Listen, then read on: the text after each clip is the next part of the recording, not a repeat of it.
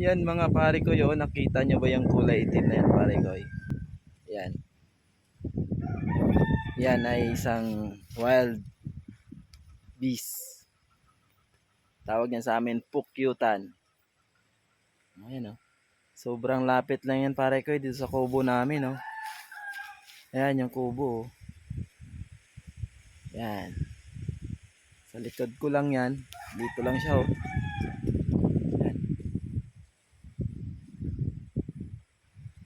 So dito sila tumira.